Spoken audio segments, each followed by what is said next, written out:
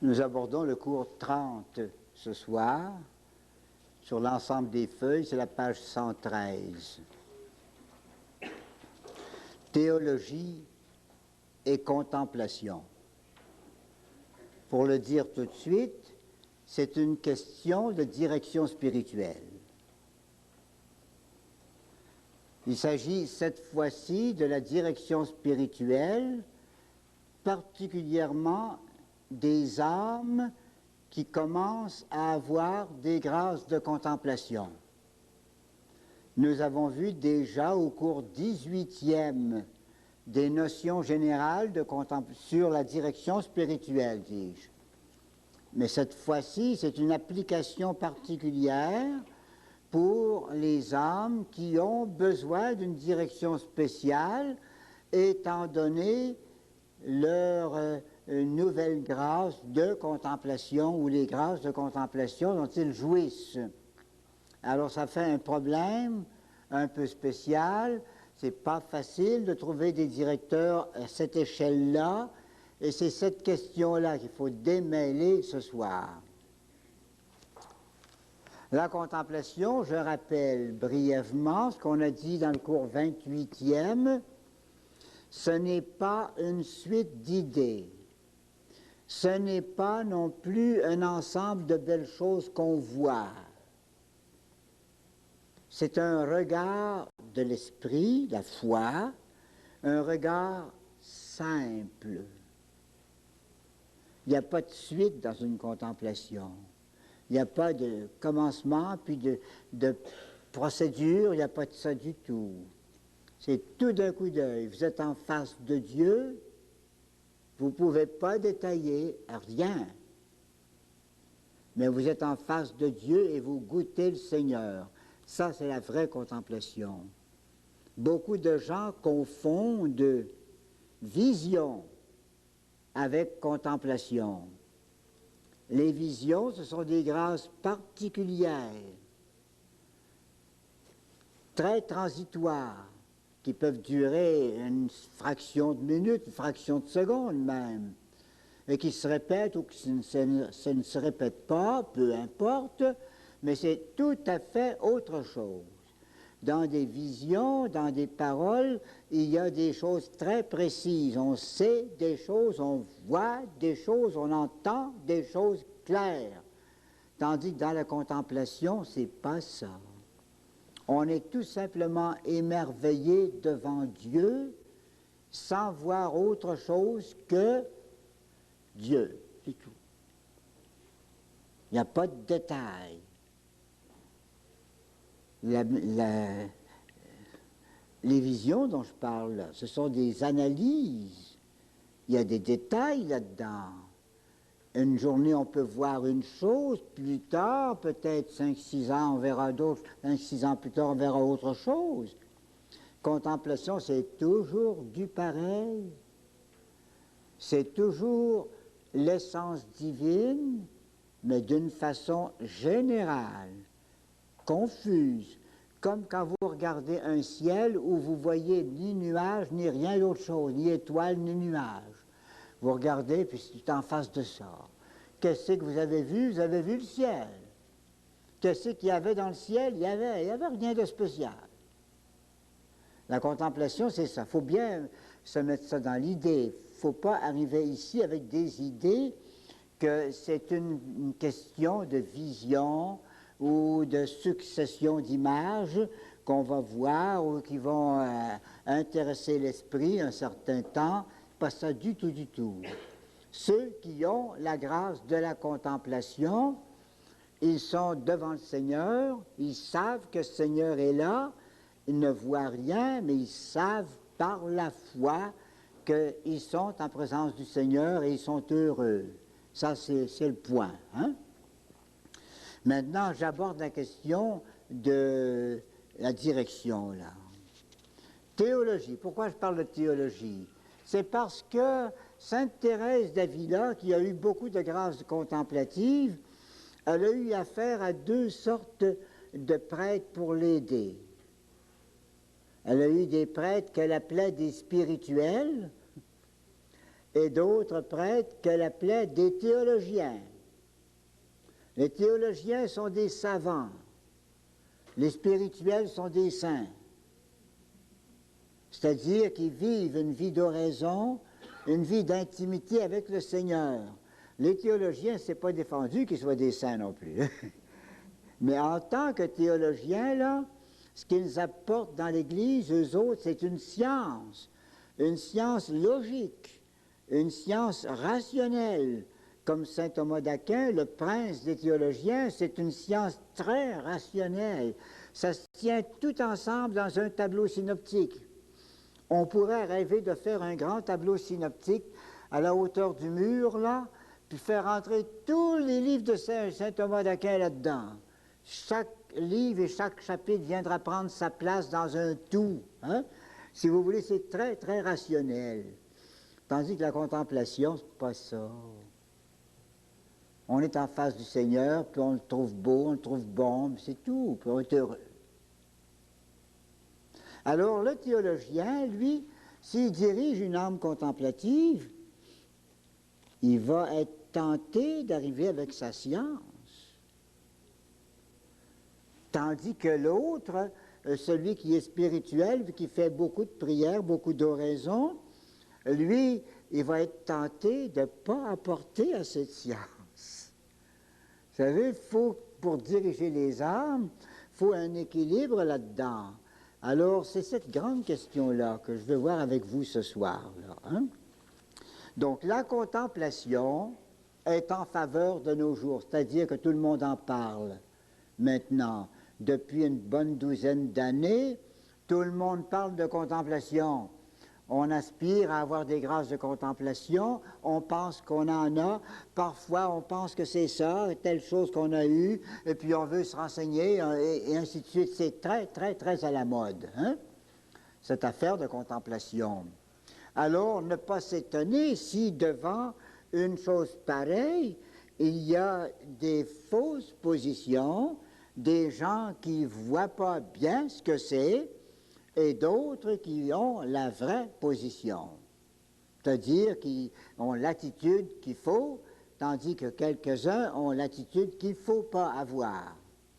Prenons d'abord les fausses positions, on ne traînera pas là-dessus, on va faire ça brièvement. Ceux qui regardent la contemplation d'une mauvaise manière, sans la voir telle qu'elle est, là. Chacun, évidemment, risque de souligner l'élément qu'il a conquis et de fausser ainsi la notion de la contemplation surnaturelle. Il y a d'abord les penseurs modernes. Ils ne sont pas dedans, les autres. Un certain nombre de penseurs modernes, ils ont de belles sciences, mais du côté contemplation, ils ne comprennent pas la chose, ils ne peuvent pas l'enseigner, ils ne peuvent pas, encore moins, la contrôler.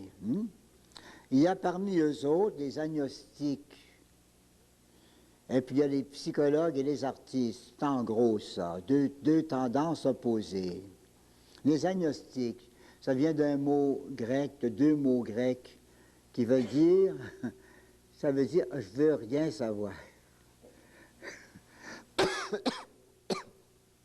Agnostique, c'est ça que ça veut dire. J'aime pas la science. Je veux rien savoir. Venez pas me déranger avec vos histoires. C'est ça, les agnostiques. Et eux autres, ils veulent sauver l'intelligence humaine par la mystique. Ils disent l'intelligence humaine est assez gaspillée par des raisonnements de toutes sortes, puis des sciences compliquées. Je veux rien savoir de ça. Il y a quelque chose de beau, c'est la mystique. Les saints catholiques, eux autres, ils ont quelque chose de beau. Et puis c'est très intelligent aussi. Alors les agnostiques, ça serait un peu ça, hein, leur genre. Alors ce qu'ils vont faire, c'est qu'ils vont faire de la contemplation une haute intellectualité. Et c'est pas ça. Voyez-vous, ils en veulent à l'intellectualité compliquée, puis ils pensent avoir trouvé une intellectualité moins compliquée dans la contemplation. Mais c'est pas exact. Il y a du vrai là-dedans. c'est vrai que la science mondaine, humaine, est très compliquée, ça c'est vrai, mais quand ils disent que la contemplation fait bien à la place de ça, là, ils n'y sont pas, ils ne comprennent pas. Pour cela, alors, ils proposent une ascèse rude et assez mal définie, des sortes de suites de mortification, là, et ils prônent les réussites catholiques. Alors, on a des gens qui sont plus ou moins croyants, souvent même des incroyants, mais ils vont bien aimer nos mystiques catholiques. Ils vont aimer Saint François d'Assise effrayant. Oh, quel saint! Oh, ça c'est beau, mais parlez pas de la religion catholique, par exemple, mais ça, s'ils étaient tous comme ça, tu sais, s'ils étaient tous comme ça, comme, disons, même Saint-Alphonse ou tel Saint-Philippe de Néry, avec des visions, puis un langage extraordinaire, oh, ça serait beau. Mais alors, ils ne sont pas dedans, c'est à côté de la question. Vous avez aussi les psychologues et les artistes. Ils font de la contemplation surnaturelle une émotion profonde, opposée à la froide intellectualité. Ils diront, eux autres sont artistes, c'est un beau tempérament d'artiste, psychologue. On aime les choses bien pensées, pas trop finement, là, mais bien pensées. Et alors, ils vont bien avec la contemplation surnaturelle en disant c'est pas de la grande science, ça, c'est bon, c'est bon. Ils sont à l'aise là-dedans. Mais encore une fois, ils sont à côté. Pourquoi ils sont à côté? Je le dis dans la phrase suivante, là. C'est parce qu'ils négligent le contenu des croyances de nos mystiques. Ils veulent être mystiques sans croire ce que croient les mystiques. Ils veulent être très contemplatifs sans accepter la foi. Or, la contemplation, c'est un regard de foi. Alors, ils sont tous à côté de la question, tous ces gens-là. Là. La contemplation, vous ne pouvez pas la penser comme un simple phénomène matériel, une chose où on aime être tranquille. Là. La contemplation spirituelle, là, c'est la contemplation dans la foi. Alors, si on n'a pas la foi, ou si on n'accepte pas les données de la foi, on n'est pas capable de contempler le mystère de Dieu. Et c'est comme ça qu'ils sont tous à l'envers. Là, hein? Certains chrétiens, là c'est moins pire, mais c'est pas tout à fait correct encore.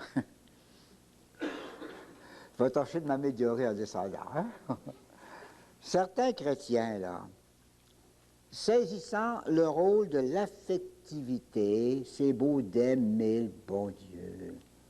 Aimer, aimer. Saisissant le rôle de l'affectivité, minimise l'utilité de l'étude du dogme. Je veux rien savoir, ils sont un petit peu agnostiques dans leur sens. Parlez-moi pas de sciences théologiques, moi j'aime le bon Dieu, puis ça suffit. C'est une position fausse aussi, parce qu'on risque de tomber dans l'émotivité pure, l'affectivité pure, puis de passer à côté de la foi. C'est ça qui est le danger, là. Et ne savent plus goûter la vérité que dans l'onction des confidences des âmes favorisées. Ça, c'est une tendance qu'on rencontre assez souvent.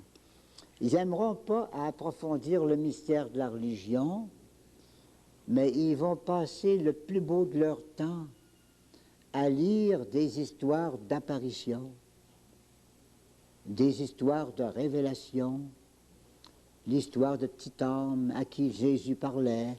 Tous ces livres-là, ils sont bons. Mais comme j'ai dit déjà à quelqu'un, hein, c'est pas les livres qui sont pas bons, c'est les lecteurs. Il peut y avoir de très bons livres. Les gens qui en lisent beaucoup, ils s'excusent en disant, mais il y a l'imprimature. Sans doute. Ce ne sont pas des mauvais livres.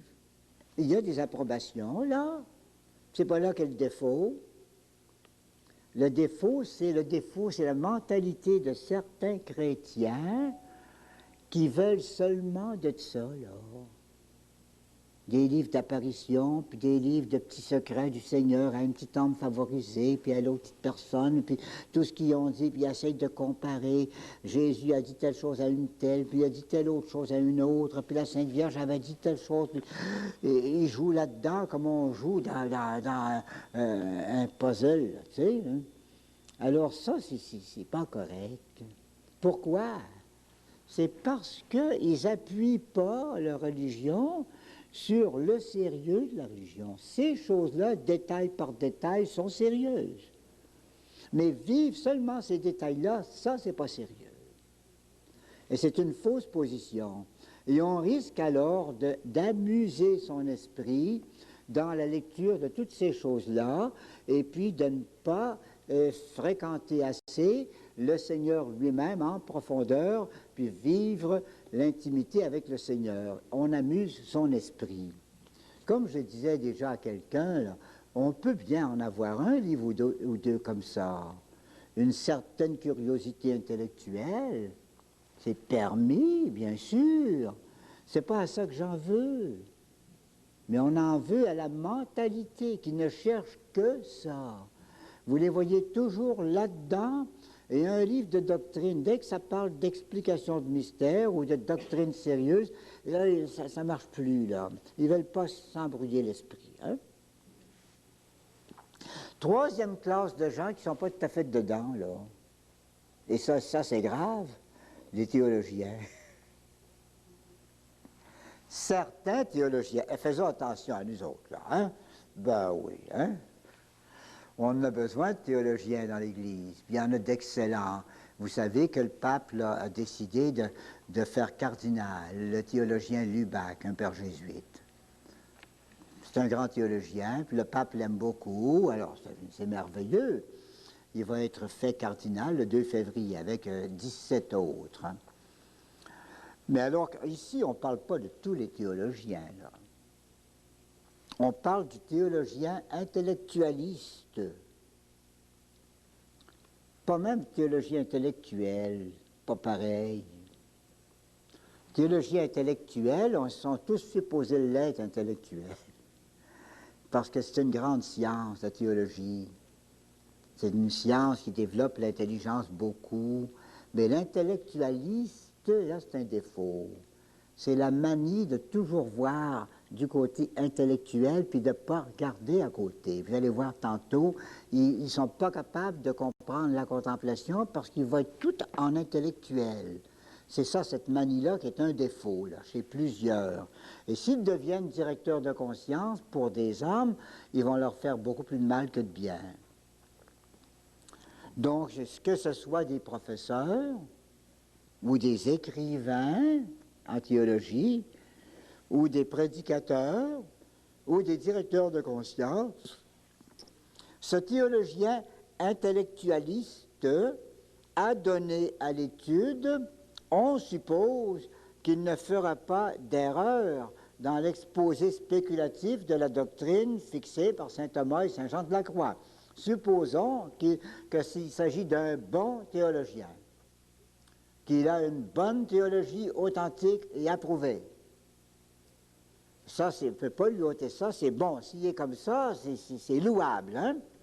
Mais là où ce n'est pas bon, c'est lorsqu'il lutte contre une spiritualité, plutôt il lutte contre une spiritualité sentimentale, et il a raison. Sa première qualité, là, d'abord, il est authentique, il a une bonne théologie. Bon. Sa deuxième qualité, il lutte contre une spiritualité sentimentale. Il a raison. La religion, ce n'est pas une affaire de sentiment. Il prêche la nécessité de l'étude. Jusqu'à un certain point, c'est parfait. Au moins une certaine étude. Mais il voudrait la vulgarisation de la théologie. C'est pas mauvais. Ça non plus. Puis je vous avoue, moi, pas pour excuser les autres ou m'excuser moi-même, mais je le fais moi-même. Je fais une vulgarisation de la théologie. C'est-à-dire que j'essaye, plusieurs sont capables de m'en rendre le témoignage, j'essaye de passer les choses les plus théologiques, les plus profondes, mais dans un style abordable au peuple. Vulgarisation, c'est ça que ça veut dire. Hein? Il y a deux sens là, vulgarisation. Vulgarisation dans le sens de vulgaire, ça c'est pas bon. Ça veut dire rabaisser une doctrine en faisant des farces. Hein? Ça c'est pas bon. Mais vulgarisation au bon sens du mot, ça veut dire rendre une doctrine abordable à la population. Vulgo, là, vulgus, vulgo, là, vulgarisation, c'est le mot qui veut dire le peuple. Hein? Alors, c'est ça. Là-dedans, c'est très bien. Mais là où ça commence à être moins bien, c'est ici. S'appuyant sur une expérience personnelle réalisée en un champ très limité. Voulez-vous que je vous dise ça clairement, là? Cette belle petite phrase tortillée, là, moi vous l'organisez, là. Ça veut dire, beau théologien, tant que tu voudras, mais t'es pas plus avancé qu'une petite deuxième demeure. Ça va-tu? Pas plus avancé qu'une petite deuxième demeure. Ça veut dire, en d'autres mots, la contemplation, tu connais pas ça.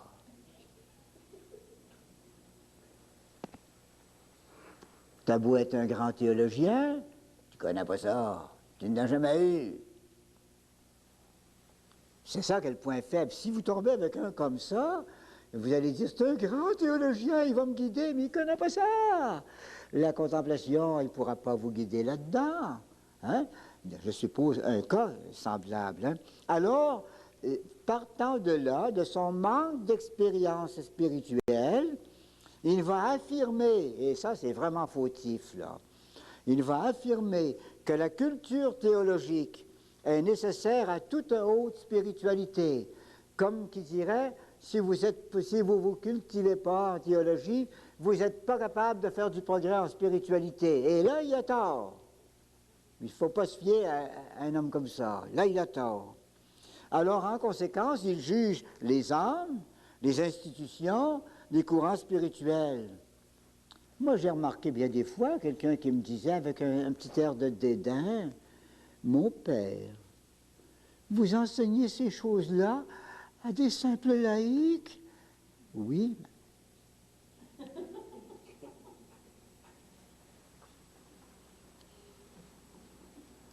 Mais pensez-vous qu'ils peuvent comprendre ces choses-là? Ah! J'aurais pu dire avec ma liste, ils comprennent plus que vous, bien plus que vous. Hein? J'ai vu ça aussi dans certaines maisons privilégiées. C'est bon pour nos petites, là. Hein? Nous avons des études théologiques. C'est ça le théologien intellectualiste, là. Hein? Intellectualiste, qui a sa manie d'intellectuel, là, puis qui n'est pas capable de voir à côté. Alors, c'est triste quand même, voyez-vous, parce que s'ils jugent de cette façon-là les âmes, les institutions, les courants spirituels, pensez-vous que toute cette sorte de monde-là, là, hein, qui vont prier par jour, pensez-vous que c'est capable de faire de la haute spiritualité, ça?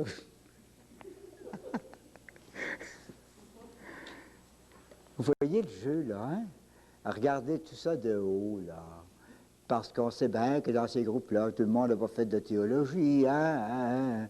Mais pensez-vous qu'ils sont capables d'aller loin là-dedans? Tandis que nous, ça ressemble aux pharisiens de l'Évangile, hein? Ça ressemble beaucoup. Et de bonne foi, sans malice, asservit la contemplation à la théologie.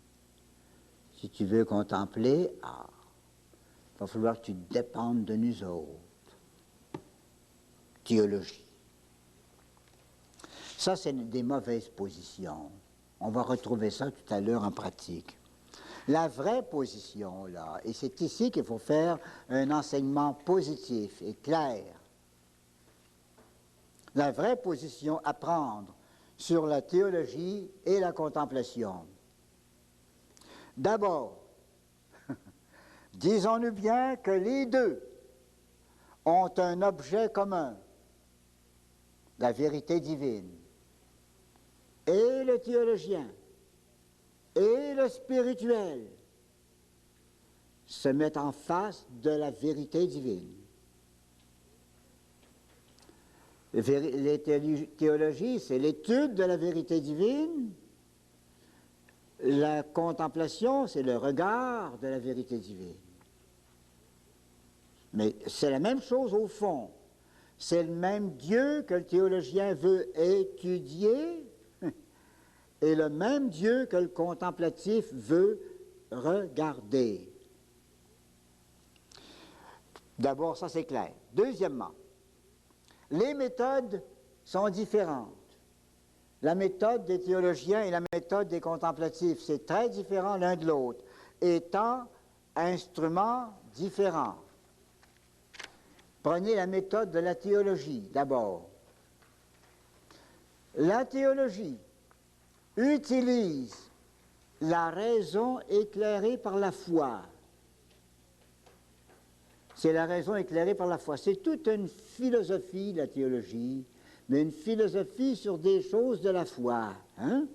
Non, la raison éclairée par la foi, elle travaille sur la vérité dogmatique.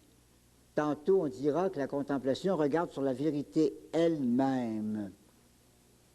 Mais elle regarde la théologie sur la vérité, elle étudie la vérité dogmatique. C'est quoi ça, la vérité dogmatique? C'est l'expression de la vérité divine, une expression parfaite en langage humain, mais une expression analogique, c'est-à-dire qui ne montre pas la vérité. Je vous donne un exemple très simple. Je suppose on dit Dieu est immense. Le théologien va dire, c'est bien certain, Dieu est immense. D'abord, c'est dit dans la Bible. Ah, bon, puis à part de ça, le mot immense, ça nous dit vraiment qu'est-ce que c'est. Ça veut dire qu'il n'y a pas de mesure. Vous n'êtes pas capable de mesurer Dieu. Il a parfaitement raison. Mais vous ne l'avez pas montré, l'immensité de Dieu. Il vous a dit, il est immense. Arrangez-vous avec ça. Le contemplatif, il va regarder l'immensité de Dieu. Tiens, une comparaison. Quelqu'un, par exemple, va vous dire, la mer, l'océan, c'est immense. C'est-il bien gros, c'est immense? C'est-il plus gros que notre lac chez nous, là? Oh, c'est bien plus gros. C'est-il bien plus gros que, disons, le golfe Saint-Laurent? Oh oui, c'est bien plus gros que ça. Hein? Mais comment c'est gros? Ben c'est gros, c'est gros, c'est gros, c'est gros, tu ne peux pas savoir comment. Hein? Ça, c'est le savant, ben, il va arriver avec des mesures. Il y a tant de kilomètres, 3000 milles ou 5000 milles pour traverser l'océan, hein? Des affaires comme ça. Il y a une manière bien plus simple de savoir l'immensité de l'océan, savez-vous? Vous mettez au bord de la mer puis regardez. Vous n'avez pas les mesures, mais vous savez bien que c'est grand, vous le voyez. Encore mieux que ça, montez en avion, puis traversez l'océan. Hein? Vous allez bien voir que c'est immense. Donc on gagne autant à voir l'immensité de Dieu que de savoir ça dans des mots. Le théologien, il joue sur les mots tout le temps. Il y a toutes sortes de phrases. Le vrai théologien, il ne se trompe pas. Il est correct. C'est le jeu de l'intelligence humaine qui essaye de comprendre quelque chose de difficile à comprendre. Hein? Qui joue là-dedans. Là, hein? Mais c'est ça, c'est son métier à lui, ça. Le contemplatif, il regarde. Mais il ne regarde pas des bébelles. Il regarde des grandes choses comme ça, l'immensité de Dieu, l'infinité de Dieu, Dieu lui-même, la grandeur de Dieu. Il est en face de Dieu. Puis il est heureux parce qu'il a vu la grandeur de Dieu, là, intérieurement. Il ne l'a pas vu comme ça. La contemplation, elle, se porte au-delà de l'enveloppe ou de la formule dogmatique et pénètre jusqu'à la réalité divine. Est-ce que je me suis servi de cette petite comparaison-là la dernière fois, ou plutôt dans le cours 28, la montre cachée dans un petit paquet, vous rappelez-vous? Hein? Je répète ça encore. Hein? Je pose dans l'arbre de Noël, là, que vous avez trouvé un tout petit paquet. Vous, votre cadeau, c'est le plus petit. C'est tout petit, tout petit, tout petit. C'est marqué montre, Bulova. Belle montre, hein? Voyons voir. Vous venez pour l'ouvrir, puis ça ne s'ouvre pas. Mais dessus, c'est tout marqué. C'est marqué montre Bulova, tel numéro, et il y a tant de pierres dedans, et les aiguilles sont de telle couleur, il y a la trotteuse, il y a les secondes, il y a toute l'affaire. Hein? Ah, vous venez pour ouvrir votre paquet, puis ça ne s'ouvre pas. Alors le type qui a reçu ça en cadeau, lui, ben, il n'est pas trop content.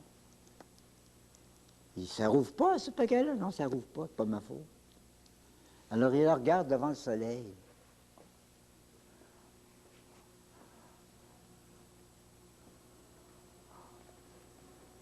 Puis tout à coup, il lui semble qu'il voit comme s'il voyait quelque chose en dedans. C'est loin d'être clair. Mais il dit, c'est comme un moton qu'il y a dans le paquet. Ben, au moins, tu as vu à travers le paquet, là. Puis ce que tu as vu, ce n'est pas une description. Ce que tu as vu, c'est une réalité. Tu viens de voir les entrailles de ce paquet-là. Ça va? Mais dans la contemplation, vous ne faites pas seulement regarder les mots que les théologiens du monde emploient pour dire ce que c'est qu'est Dieu, vous voyez l'entraille même des vérités divines. Passez les mots, plus loin que les mots, à travers les mots, bord en bord. Vous voyez ce qu'il y a là-dedans. Ça, c'est contemplatif. Le théologien va se tuer à vous dire comment c'est grand Dieu. Vous le regardez. Lui, il va le voir clair, mais en parole. Vous allez voir pas clair, mais en réalité. Ben, la contemplation, c'est ça. C'est regarder une réalité divine, pas clairement, mais réellement. Vous atteignez la réalité. Donc voilà encore une grande affaire ici. La contemplation se porte au-delà de l'enveloppe ou de la formule dogmatique et pénètre jusqu'à la vérité divine elle-même, la réalité même ou la vérité divine elle-même. Je dirais les entrailles de la vérité. Hein? Un troisième coup. Est-ce qu'on pourrait faire une petite pause ici? Encore un coup, là. Troisième aspect, là, troisième considération. On va l'aborder, c'est long. Alors, vous voyez, c'est pas la même chose. Contempler et puis étudier la théologie. Mais ça doit avoir des rapports ensemble, ça. Premier rapport. La contemplation, et c'est bon de le souligner, la contemplation est tributaire de la théologie, c'est-à-dire que le plus important des deux, au point de vue vérité, c'est la théologie. Elle dépend, la contemplation, de la théologie. Et si vous pensez avoir contemplé quelque chose qui n'est pas théologique, vous êtes à côté de la vérité. Je parle de la vraie théologie, là. Non seulement la vie d'oraison en général, mais même la contemplation surnaturelle, normalement, n'atteint pas la vérité divine en son essence, sans passer par l'adhésion à la vérité dogmatique dont la théologie lui fournit la formule. Il faut au moins prendre la base de notre contemplation dans la formule théologique. Prenez l'Eucharistie. Vous allez contempler Jésus hostie dans son ostensoir. Ben, si vous ne croyez pas que c'est Jésus, arrêtez de contempler. Hein? On ne regarde pas un petit morceau de pain blanc comme ça, hein, passer le temps comme ça, si on ne croit pas que c'est Jésus qui est là. Alors la théologie vous dit, ce pain-là, par le miracle de la transsubstantiation, la puissance sacerdotale et la puissance de Jésus-Christ, là, ce pain-là a été transformé, il est devenu le corps de Jésus-Christ. Alors vous dites maintenant, je regarde le corps de Jésus-Christ, la théologie me l'a dit, moi je regarde. Mais si vous dites vous inventez quelque chose, là, ça ne marche plus du tout. Hein? Donc, il faut partir de la théologie. Sainte Thérèse d'Avila le dit 100 fois. Refuser de soumettre son esprit à la formule, à la théologie, c'est détruire en soi la foi et la charité. Ça se rend impossible la contemplation. Évidemment, le nombre des vérités peut être réduit. Vous n'êtes pas obligé de tout savoir en théologie. Il y a des gens qui savent très peu en théologie. Très, très peu. C'est à peine s'ils savent leur credo. Puis encore, ça ne leur a pas été expliqué tellement. Mais ils sont de très grands contemplatifs. Mais on ne peut pas se passer de toute théologie. Il faut partir de quelque chose qui est une vérité dogmatique enseignée par Jésus-Christ dans la théologie. Hein? Vous ne pouvez pas réduire à rien, car il y a des vérités qui sont de nécessité de moyens. Par exemple, que Dieu est notre Père, que Dieu nous aime. C'est la plus grande, les deux grandes vérités de nécessité de moyens, sans lesquelles vous ne pouvez pas vous sauver, c'est ces deux-ci, là. Que Dieu existe. Si vous ne savez pas qu'il y a un Dieu, ben, je ne courrai pas après, vous ne savez même pas qu'il y en a un. Première vérité, nécessité de moyens. Puis deuxième vérité, savoir que ce Dieu-là est bon pour nous autres, qu'il nous aime, que Dieu nous aime. Ça, c'est la base. Il y en a peut-être qui ne sauraient pas plus que ça. Mais si ce n'est pas leur faute, qu'ils n'en savent pas plus, ils peuvent contempler puis ils peuvent progresser dans la vie spirituelle. On ne peut pas partir de rien, mais on peut partir de peu de choses, des choses authentiques. Hein? La formule dogmatique n'est pas seulement une expression analogique, une espèce de description de la vérité. Elle porte la vérité divine elle-même, et elle l'exprime et nous la donne. En d'autres mots, mon petit paquet de tout à l'heure, là, hein?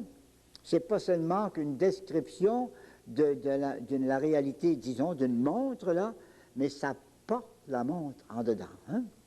Puis quand vous avez des formules dogmatiques comme les formules du credo, là, bien chacune de ces formules-là porte la réalité du mystère de Dieu. Alors, c'est pas rien que des mots. Hein? Il y a quelque chose dans ces mots-là. Saint Jean de la Croix, dans son Cantique spirituel, un livre, à la strophe 11e, il compare la formule dogmatique à l'argent et la vérité, sa substance, à l'or. Comme s'il disait, la formule des théologiens, c'est de l'argent. C'est un beau boîtier qui nous dit de belles choses. Saint Thomas d'Aquin, un fameux beau boîtier.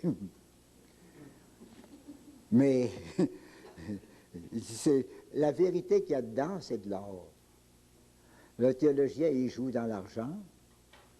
Il vire le petit coffret sur tous les sens pour tâcher de voir tous les angles, comment est-ce que c'est que ça se présente, ainsi de suite, les reflets, tout.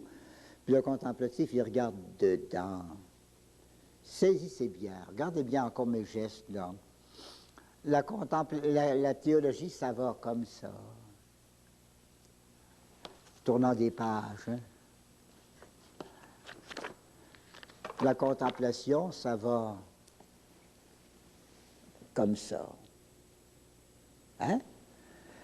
Le théologien pourrait en savoir plus de choses. Hein? Ça et ça et ça et ça et ça. Hein? Le contemplatif, il va savoir plus les choses. Alors, si vous contemplez, vous comprendrez Dieu plus, davantage. Vous ne saurez peut-être pas plus de choses, des choses plus nombreuses que le théologien, mais ce que vous savez, vous allez le voir plus. Puis il y a des théologiens qui tournent autour tout le temps et qui n'ont jamais rentré dedans. Hein?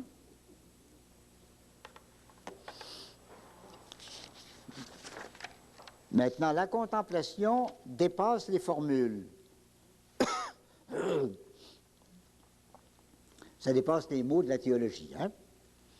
Échelle secrète, dit saint Jean de la Croix. Elle pénètre jusqu'à la vérité elle-même, jusqu'à l'or. On part de la formule, mais on va jusqu'à la vérité cachée dedans.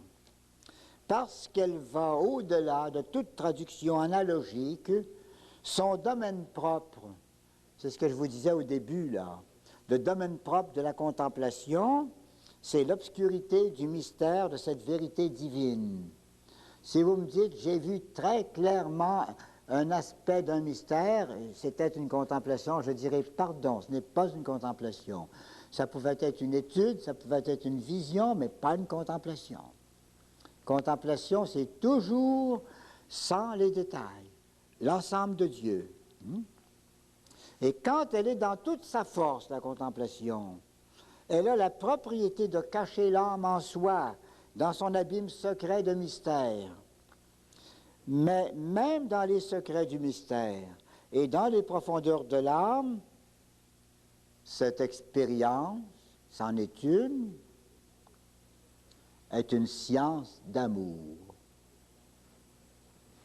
Les théologiens sont savants de science, les contemplatifs sont savants d'amour.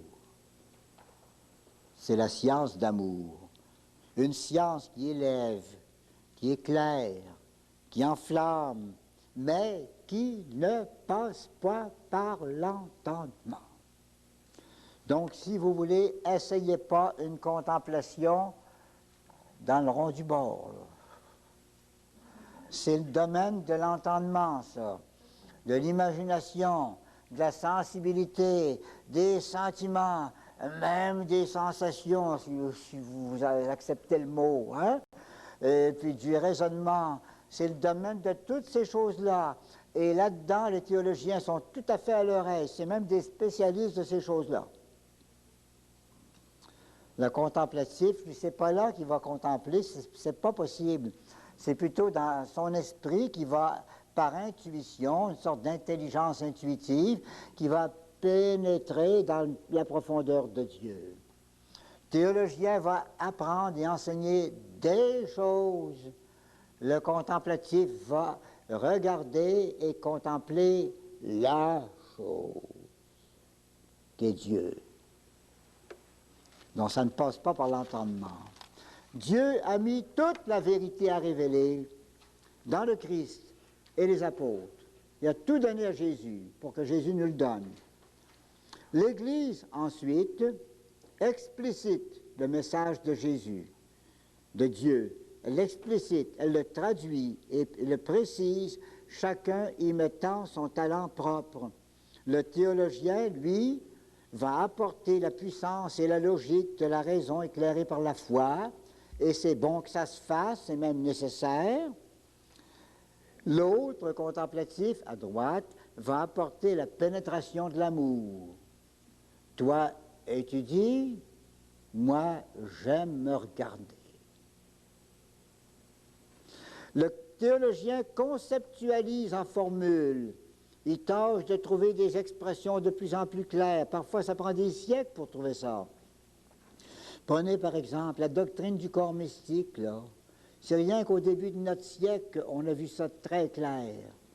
On savait la chose, mais les théologiens se sont trouvés à l'aise quand ils ont fait le traité du corps mystique. Quelque chose, là, pour notre temps, ils ont dit que c'est un succès, on a trouvé quelque chose de beau, là. Là, ils étudient les sacrements.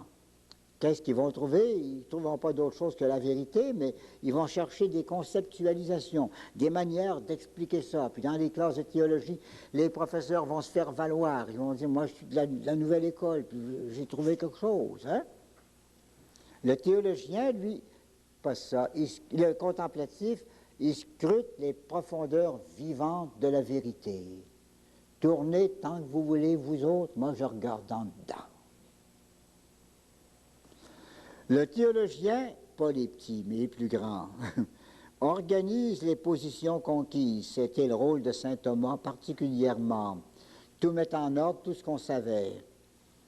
Le contemplatif, lui, c'est pas ça, mais il agit en audacieux éclaireur d'avant-garde. Il va oser dire des choses que les théologiens n'avaient pas dites. Mais il va oser le dire parce que son instinct, à force de regarder vers le Seigneur, son instinct lui fait voir ce que l'autre n'a pas vu. On fait la pause ici. Hein? Ça va être la partie pratique, là, la finale. Les personnes qui sont nouvelles, il y a possibilité d'avoir le cours.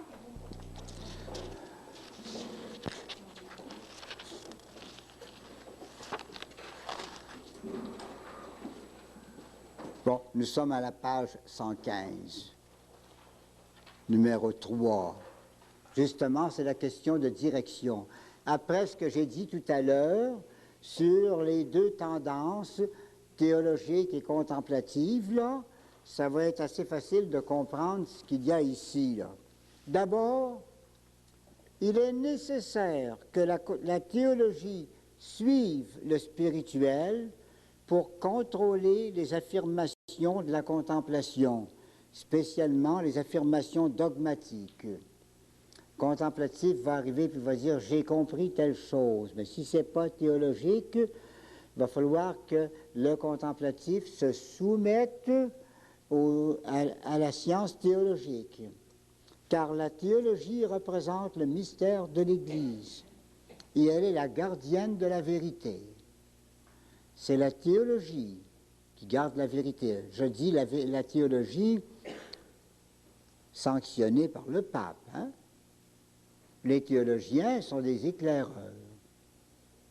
Mais seuls ont le mandat d'enseigner, seul le pape, les évêques et ceux qui sont mandatés par le pape ou les évêques peuvent enseigner. Les autres, ils peuvent éclairer le jugement de l'Église, éclairer le jugement des évêques, par exemple, ou d'un concile, ou des choses comme ça.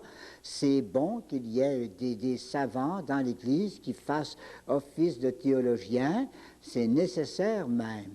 Et s'il arrive quelque chose là, dans la vie spirituelle des gens, qui serait en opposition avec la théologie sûre et approuvée, c'est le contemplatif qui doit céder et pas le théologien. Car c'est le mandataire de la vérité, c'est le théologien. Saint Jean de la Croix soumet tout au théologien, même son livre du Cantique. Il y avait très peu de théologiens dans son temps, peut-être pas un qui était de la valeur de Saint Jean de la Croix. Tout de même, il a fait son livre Cantique, un livre extrêmement spirituel, c'est considéré souvent comme son chef-d'œuvre. Et il a dit, il faut que ça passe au bureau des théologiens avant d'être imprimé. Il avait raison.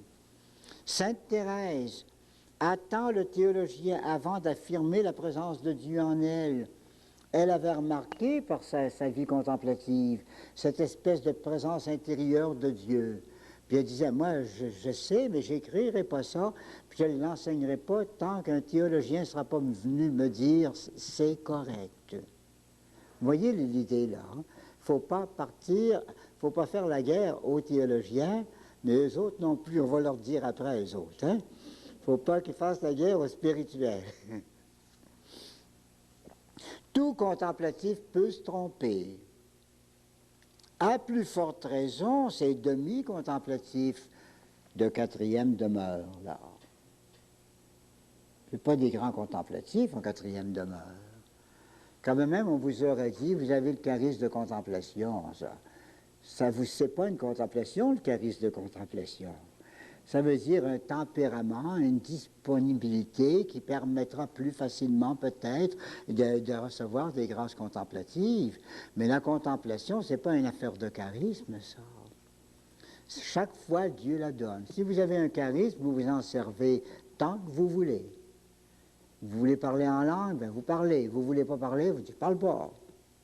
Vous voulez prophétiser, je veux pas. Vous n'y allez pas, puis vous parlez pas. Ou bien je vais y aller, puis je vais le dire. Vous faites votre charisme. Vous voulez enseigner, je veux enseigner. Ben aujourd'hui, je n'enseigne pas. Vous menez votre charisme un peu, comme on mène un peu ses talents, là.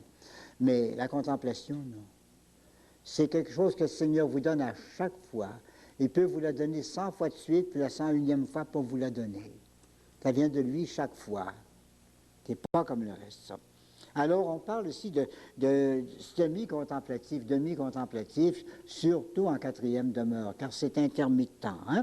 Lumière intermittente et faible. chargés encore d'illusions, passant par des facultés non purifiées. Tant qu'on n'a pas passé par les grandes purifications des sixièmes demeures, la nuit de l'esprit, on n'est pas encore des âmes parfaitement purifiées. Et il peut se glisser toutes sortes d'erreurs ou d'illusions, même dans une vie spirituelle très sincère. Là est la source de plusieurs hérésies ou même mouvements spirituels égarés. Il y en a eu des mouvements spirituels égarés. On en a connu au Canada il y a plusieurs années. Le Saint-Siège a dû discrètement mettre les choses en place. Et puis il y en a eu en France, à tous les siècles, il y en a un ou deux mouvements comme ça qui partent de travers. Bon, ça c'est clair, on ne peut pas faire sa vie de contemplation ou de vie spirituelle là, en dédaignant et en s'éloignant de la théologie. Maintenant, le rôle du théologien, là, et c'est sérieux. La théologie ou le théologien contrôlera les lumières contemplatives sans détruire le souffle vivant qui les anime jusque dans leur expression. Les mystiques, ils ne parlent pas comme des contemplatifs, ils parlent dans l'amour. Ils vont dire de magnifiques choses dans l'amour, mais ce n'est pas le style théologien. Et les mystiques, c'est des contemplatifs, ce n'est pas un genre théologien. Alors ce souffle-là, qu'ils ont souvent, les mystiques, prenez Élisabeth de la Trinité, prenez la petite Thérèse et d'autres, ce souffle d'inspiration qu'ils ont là, le théologien, même s'il doit contrôler, il n'a pas le droit d'étouffer ça. Absolument pas. Et c'est ça qui est le tort qui est fait souvent. Il n'a pas le droit de bloquer ça puis d'étouffer ça. L'expression mystique ou du contemplatif, c'est un essai de traduction vivante. Le théologien, il définit avec des mots de raison. Le mystique, lui, il va sortir des mots qui viennent de son cœur. Ça va venir de son cœur, des mots qui viennent comme ça. Comme sœur Élisabeth de la Trinité, par exemple, qui a dit qu'elle voulait être pour Jésus une humanité de surcroît. Les théologiens n'avaient pas pensé à ça. Mais elle n'avait pas pensé à ça du tout. Mais elle l'a trouvé dans son cœur. Une humanité de surcroît. Vous continuerez dans mon humanité à moi ce que vous avez commencé dans la vôtre, Jésus. Ça, c'est théologien. Mais l'expression d'Élisabeth de la Trinité, c'est tout à fait personnel, tout à fait mystique, ça. C'est une traduction vivante. Elle vient du fond de l'être et garde quelque chose de puissant et d'indéterminé. C'est moins clair que les mots théologiques. C'est indéterminé, mais c'est profond, ça dit quelque chose de beau. Cette expérience intime emprunte pour s'exprimer ce qu'il y a de plus profond, de plus fort, de plus personnel. Alors on trouvera des mots comme ça dans son fond personnel pour dire des mystères que les théologiens s'évertuent à dire avec toutes sortes de tournures rationnelles. Ce lyrisme, voyez-vous, j'aimais le mot lyrisme là ici. Le théologien, il est plutôt du côté philosophie, la dialectique, la force des exposés, puis des déductions. Le contemplatif est plutôt un lyrique, c'est-à-dire un poète. Le lyrique, c'est le poète qui dit les choses intimes. Ce lyrisme qui la déconcerte, la théologie doit le respecter. Parfois, un directeur de conscience va rester surpris devant une expression qui vient d'une petite âme tranquille, là. Ouf! Qu'est-ce que c'est que ça? Ça peut le surprendre, mais il doit respecter ça.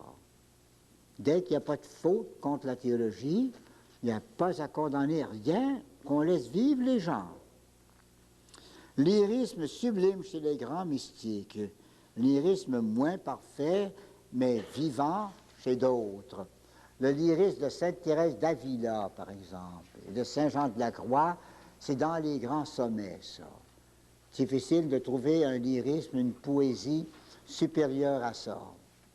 Il y en a d'autres, c'est très bien, mais c'est plus proche de nous. Cinquièmement, la page 4 ici, la théologie, plus que ça, doit régulariser, ça veut dire si on est directeur, hein? Puisque régulariser les autres, c'est quand on est en charge. Hein? La théologie doit régulariser et soutenir la contemplation en sa marche parfois dangereuse, illusion, parfois douloureuse, souvent, nuit de l'esprit. Alors, qu'est-ce qu'il va faire, là, le théologien ou le directeur théologien? D'abord, écarter le danger. Le danger, surtout quand on commence à faire une vie contemplative, c'est l'illuminisme. Voir de l'illumination partout, voir des visions partout, voir toutes sortes de phénomènes comme ça partout. Pas besoin d'insister. Il y en a eu dans tous les temps, et dans notre temps comme ailleurs, on est capable d'en observer personnellement. Hein? Donc, un danger. L'illuminisme, c'est la manie de voir des visions partout, puis de choses comme ça, d'extraordinaires partout. Et c'est dangereux pour l'équilibre humain. Le mal, justement l'illuminisme, au début surtout, quand ça commence là, disons au lendemain d'une conversion,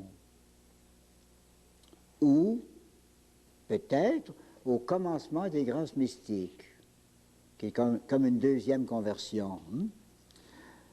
L'expérience mystique, on aime ça, grisée d'indéterminé et d'infini. Ah, que c'est bon! Ah, que c'est bon! Ah, grisé, saoulé. L'expérience va vers les sens intérieurs et extérieurs, au détriment de la vie intellectuelle. On ne veut pas tellement savoir, mais on veut goûter. Et que c'est bon ce que j'ai vu là. Oh! Puis on le répète pour que ça... C'est comme un dessert qu'on a commencé à manger, puis qu'on veut dire goûter encore. Que c'est bon, que c'est bon. C'est un danger. On ne veut être que mystique, et on devient anti-intellectuel. Là, c'est le spirituel qui est en faute, là. Alors, le remède, c'est de soumettre le mystique au contrôle de la raison, de soumettre au contrôle de la raison les choses extraordinaires elles-mêmes. Ça veut dire ça, hein? Que si quelqu'un nous amène en direction spirituelle tout un tas de visions, tout un tas d'affaires, là, faut pas partir en peur. T'as vu ça? Ah. Puis, j'ai vu d'autres choses aussi. Ah, t'as vu ça? Ah. Il n'y a pas d'autres choses encore. T'en sors tant que tu veux. Faut pas partir en peur avec ça. Puis soumettre ça à la raison. Des fois, ça n'a tellement pas de bon sens qu'on va le voir. Hein? Penses-tu que le bon Dieu, à toutes les 5 minutes, va te donner une vision? Hein? Hein? Hein? C'est pas de bon sens. Ah non. Et le vrai remède, là, mieux que ça c'est un peu choquant. Mais le vrai remède, là, c'est étudier la vérité révélée. Faire des lectures doctrinales. Par exemple, quelqu'un va nous arriver avec 36 visions. Il en masse, de tous les jours. Au lieu de dire c'est pas vrai, c'est pas vrai, c'est pas vrai. D'abord, on ne sait pas si c'est pas vrai. Et lui, il ne sait pas si c'est vrai non plus. Il pense que c'est vrai. Hein? Il pense que c'est vrai, mais il ne sait pas non plus. Alors, à quoi sert discuter ces affaires-là? Qu'est-ce qu'on va faire? Regardez bien, là. Prendons un bon livre de doctrine. Un bon livre qui enseigne la religion catholique, qui enseigne avec onction, avec piété, les mystères de notre religion, Je dirais un Don Marmion, par exemple, pour le Christ Jésus, Monseigneur Gay et d'autres plus récents, le Beau Dieu du Père, le Père Lamarche, là, hein? Des choses comme ça. Lis quelque chose de beau puis de théologique, puis de pas excité, pas énervé, puis pas trop sec non plus. Hein? Ça va s'aplomber. Hein? Ça va s'aplomber, ça. Deuxième danger, ça c'est un cas. Deuxième danger, les réactions douloureuses à la suite de l'enivrement des sens produit par les débordements divins. L'angoisse du vide, Sainte Thérèse avait ça après ses ravissements, après ses grandes extases, elle se sentait malheureuse, se sentait vide. Vidée, c'est effrayant, hein? Alors on a besoin de contrôle et on a besoin d'appui. Alors le directeur, dans ce temps-là, au lieu de poursuivre puis de faire mal à ces hommes-là, au contraire, devrait être plus que tolérant, je vais dire compréhensif, là, hein? Compréhensif, et puis les écouter très bien. Sainte Thérèse, malgré une vision du Christ qui était comme un livre vivant, Sainte Thérèse recherchait les théologiens. Elle connaissait les meilleurs de son temps, le père Baron, dominicain, Thomas de Médina, un carme, Bagnès, dominicain aussi, son consulteur attitré, son savant qu'elle aimait, Garcia de Tolède, un carme, Jérôme Gratien, son directeur, d'un certain temps, Saint Jean de la Croix, père de son âme. Donc elle les consultait. Elle disait, moi, pourtant, c'est une des plus grandes contemplatives de toute l'histoire de l'Église. Hein? Mais elle disait, j'aime mieux avoir l'appui d'un théologien à côté de moi. Puis je lui raconte tout, puis s'il me dit que ça n'a pas de bon sens, ben, je ne me révolte pas, je me soumets. Elle leur témoigne beaucoup de reconnaissance. Anne de Jésus, c'est une sœur carmélite, et les sœurs de Salamanque, c'était un peu la même chose. Maintenant, le dernier devoir du directeur, là, respecter la contemplation, même si on a le devoir de contrôler, de dire aux gens, attention là, tu pars un peu de travers, ou bien fais attention, là, penses-tu que j'ai pas exagéré ce que tu fais là, qu'on peut contrôler, ou bien la théologie enseigne ceci. Bon, malgré tout ça, là, il faut quand même que le directeur respecte la contemplation, elle y a le droit. D'abord, la contemplation saisit leur objet commun, Dieu, d'une manière plus parfaite et a des effets plus profonds. La théologie va faire des savants, la contemplation va faire des saints. Alors, c'est certainement très respectable, hein? Cet instrument de sainteté, qui est la grâce de contemplation. Or, ce respect manque chez le théologien intellectualiste dont je vous parlais au début, là, hein? Intellectualiste exagéré, là, qui a la manie de tout vouloir comprendre, là. Peut-être que ce respect lui manque pas théoriquement, mais pratiquement. Il a sa contemplation théologique, lui. C'est pas la même chose, ça. On l'a vu, la contemplation théologique, au chapitre 28e, au cours 28e, c'est lorsqu'on a fait toute une phase d'étude, là, et puis qu'on revoit tout ça dans une sorte de résumé, une espèce de synthèse. C'est très beau, c'est presque contemplatif. Ça s'appelle contemplation théologique. J'en fais une de temps en temps. Moi, quand j'ai fini d'une série de cours, là, je ne sais pas si vous avez remarqué, je prends une espèce d'entre-deux, là, une bonne demi-heure, parfois trois quarts d'heure, pour résumer tout ce qu'on a vu jusque-là, puis enchaîner avec ce qui vient. C'est un genre de théologie, de contemplation théologique, hein? Mais ce n'est pas la même chose du tout que la contemplation du Saint-Esprit, ça. Pas ça du tout. C'est scientifique. Alors, il a sa contemplation théologique, synthèse de clarté distincte. L'autre contemplation, celle des hommes qui se sanctifient là, dans l'obscur, lui paraît un phénomène extraordinaire, réservé aux privilégiés, ne voyant dans les privilégiés que l'extraordinaire. De là, les erreurs pratiques qu'il va faire. Des erreurs au détriment de la personne dirigée. Il va mal diriger, parce que lui-même, il ne voit pas bien. Au détriment de la personne dirigée. Les deux contemplations, vous savez, celle de la science, là, que je viens de dire, ta contemplation théologique, un beau résumé de livre, là, hein? Et l'autre, contemplation obscure, qui vient du Saint-Esprit, le regard de foi, là. Les deux contemplations n'exigent pas la même coopération de l'âme. La contemplation théologique, celle du théologien, là, elle a besoin d'activité intellectuelle. Plus il va étudier sa théologie, plus il va être fort dans cette contemplation théologique là, de synthèse. Mais l'autre, la contemplation surnaturelle, elle, vu que ça vient du Saint-Esprit, elle se nourrit d'abandon paisible et d'humilité. Donc, ce n'est pas la même conduite. Hein? Lui imposer l'activité intellectuelle, faire étudier, là. Tu veux contempler, tu vas étudier, tu vas lire ce livre-là, tu vas lire ce livre-là. C'est trop fort, ça.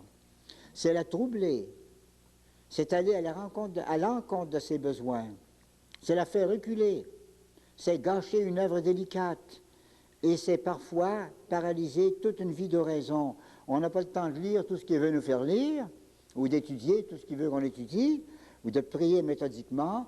Alors, on dit, si c'est comme ça, on lâche tout. Puis ça fait énormément de tort aux âmes. Saint Jean de la Croix s'est fâché contre ceux-là. Dans son livre « Vive flamme d'amour », il s'est fâché. Je ne l'ai jamais vu fâché comme ça. 15 pages pour leur compter ça. 15 bonnes pages pour leur compter ça. Voici venir le directeur. Gâtez-vous bien, c'en est tout un. Hein? Puis il y a 15 pages à leur tomber dessus, là. Allez-vous comprendre? C'est terrible le tort qu'on peut faire à une âme qui avance. Puis il se fait du tort lui-même, le théologien. La vertu de foi suppose la connaissance, mais elle s'établit sur la soumission de l'intelligence. La foi, c'est soumission de l'intelligence. Hein? Tout va bien si on étudie ou si on enseigne par devoir d'État ou par vocation. Par exemple, vous devez enseigner vous-même, vous étudiez. Hein? Vous étudiez parce que vous êtes en charge de formation d'autres personnes. C'est très bien, vocation. Peut-être aussi une saine curiosité intellectuelle, mais pas exagérée, là. Mais l'orgueil est un danger dans les cas de snobisme, de curiosité, d'esprit de critique. Il y a des cours de théologie qui se donnent puis qui se prennent dans un esprit de critique. On va là pour critiquer, puis souvent c'est le professeur lui-même qui critique tout le temps. Alors c'est bon absolument rien, ce genre-là. Ce genre-là, c'est bon à rien. Qu'il y ait des théologiens qui fassent des études un peu scabreuses peut-être, mais pas pour le public. C'est du laboratoire, ça. C'est le laboratoire de la pensée catholique. On n'invite pas tout le monde dans le laboratoire. Hein? Il y a un cas de gourmandise spirituelle aussi, hein, intellectuelle. Alors il se soumet mal. Et s'il lui survient, pauvre lui, s'il lui survient quelques grâces de contemplation surnaturelle, tout d'un coup, ça y arriverait. Il se décourage de cette obscurité et retourne en arrière. Comme tous les autres, d'abord. C'est comme ça, pareil. Hein? Quand on a eu des belles grâces du Saint-Esprit, là, puis que ça arrête sec, tout d'un coup, là, on aurait besoin de quelqu'un pour dire « Tiens bon, t'es dans la foi, t'es correct, c'est une purification, tiens bon ».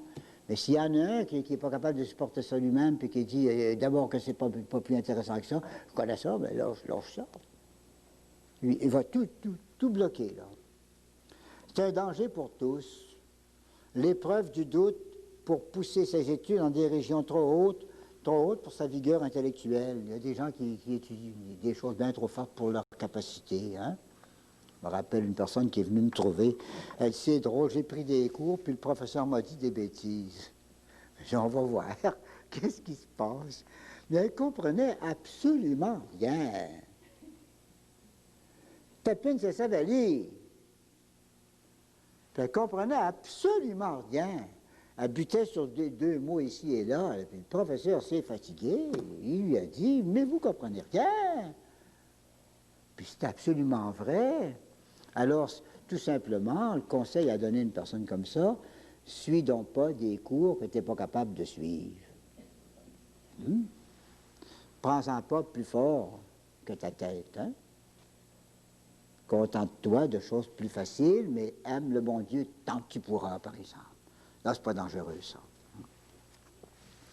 Conclusion, pour les spirituels, les autres, laissons-les à leur sort.